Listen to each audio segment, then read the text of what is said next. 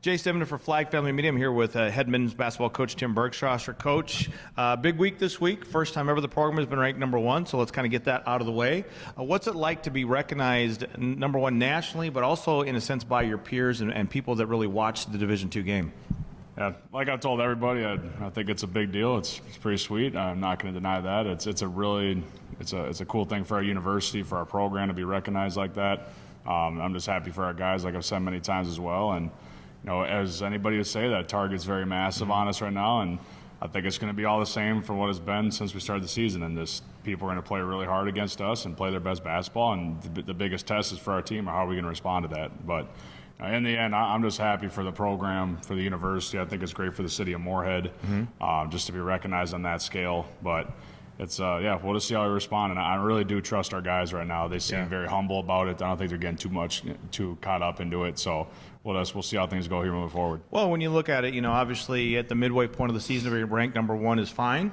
But the goal is to be number one at the end of the season. So there's a long journey ahead. So obviously you got to put it in that kind of perspective. And when we put it in that perspective, a couple of gritty wins this past weekend against Augustana, against Wayne State. It's never easy to travel all the way down to Wayne, but you were able to go to Sioux Falls, get the win against Augustana, and then get that win at Wayne. So can you kind of give us a little bit of your thoughts about those two games this past weekend? Yeah, we know it is coming off a long Christmas break, and like last time we spoke, I was like, we're probably going to be a little sluggish, and hopefully it lasted only 30 seconds, but I think it lasted like 18 minutes in that first half, unfortunately. And we knew we were going to expect out Augustana. We knew they were going to play physical, get up in us, and I don't think we responded too well to that. It took us a while to get used to that pace of the game. We were turning the ball over way too much, and our guys knew that. Like, they're not naive to it, and they know we didn't play the greatest half, but thankfully we were scoring. But we tracked kills. We only had one kill in the first half, which is 3 stops in a row. And in the second half, we had like 6 kills in the first 7 minutes. So it's like that just shows the difference in the game, and that's where I think we got that separation. Then just multiple guys stepped up. Logan and Gabe had a great weekend, and then along with other guys around them too. But I think it was a great weekend of guys just stepping up and helping other guys if they didn't have their best game.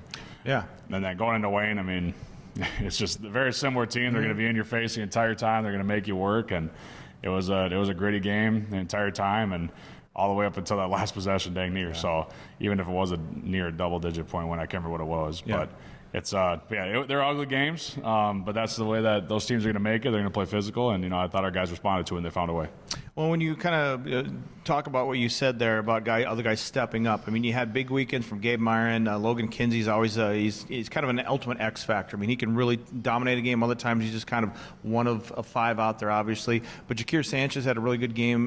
The game that we went to in Wayne. Obviously, Jameer Price is your starting point guard, able to really do a lot of good things out there. But how nice is it to have that type of depth, and not just depth that we've got 10 guys, but you can put guys out there and expect them to make plays. Yeah, Ja did a great job stepping up, and even Jameer, he knew that it wasn't as great as game, and that's going to happen, and that's what good teams do. Is luckily we believe we have that depth for guys to step in, and we looked at Ja to come in, and he did a great job. He didn't miss a beat at all, and I think he elevated from what he normally plays, to be honest. And he was just doing a little bit of everything, and that's just who he's been. Like, he's not just a rock star in all these areas, like just one area. He's just really good at multiple things. So he doesn't make a lot of mistakes for us. He's just very solid in his shot selection, and he's just like a Swiss Army knife out there for us. But yeah, it's just how our team's always been, how we've always operated is just, it's going to be any other guys any night. So you just never know. I mean, it might be Cobb one night, it might be Logue one night. I mean, Dane might go off one night. You just never know. And I'm waiting for everybody to do that in one game, but that's not how it always goes. If everybody does do that in one game, would you consider then the team really finally playing to their potential? Because you talked to, before we went down to Wayne and saw you guys play, or you guys went to Augustana the night before without us, obviously.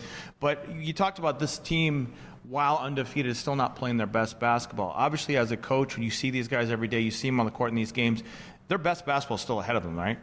I like to think so. Yes, I mean, we're going to keep having that mindset. We're going to have some stuff to work on. And this week, I really did watch a lot of film. We did a little as a team. I know they did. And we just said, hey, like, the stuff that we've worked on many times already this year, we're kind of getting away from it. So we got to improve on this stuff, because this type of things, if we let too many possessions get away from us, we're going to get caught at some point. So, and again, it's difficult. I mean, it's hard to play both sides of the ball really well. I'm more of a defensive guy at heart, but just the ultimate goal is to how can we, what we believe at the end of the game, play 40 minutes of just really good Dragon basketball. Right. And that's hard. Like, don't get me wrong. And they're always going to think, I was joking with them after the game. I was like, I'm always going to come off as inconsiderate and never happy with your guys' performance. But I really am, because no game's going to be perfect. We understand that, but we're still going to try to have that mindset. Every stinking possession, like, how can we just do it the best we can in every single one of them. Right, and that's the whole thing. You don't want to become complacent. You want to continue to get better every single week. So when you look at this week, you got Southwest State coming in, you've got Sioux Falls coming in. Last week when you played Augustana and Wayne State, you told us that they were both kind of similar style of teams.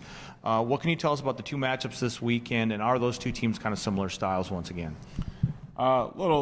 Yeah, I mean, this is like one of the tougher weekends I think anybody. We say it every weekend. Like after the weekend, then you're done with the weekend. Like, all right, here we got another tough one. But it's going into Southwest, they're gonna make the game ugly. They're gonna switch a lot of things up defensively. They're gonna play extremely hard. They got a lot of really good scores, and I mean, they got multiple X factors on their teams. Like if we let any of those guys loose, it could be 5-6 guys in double figures. Hopefully we could try to keep those guys in check. But I mean, Biggo does a great job. I mean, he's been coaching ever since when I was playing at SCSU. And I mean, every time you're playing against them, it's going to be an ugly game. It's going to be tough. And if you're not ready to play, it's going to be ugly. So you just got to be ready to respond. And then playing against Sioux Falls, I mean, they love defense. They're going to play extremely physical. They got multiple scoring guards that know how to fill it up. I mean, their point guard, Thompson, really, really talented. He could do multiple things, inside and out, 3-level scorer.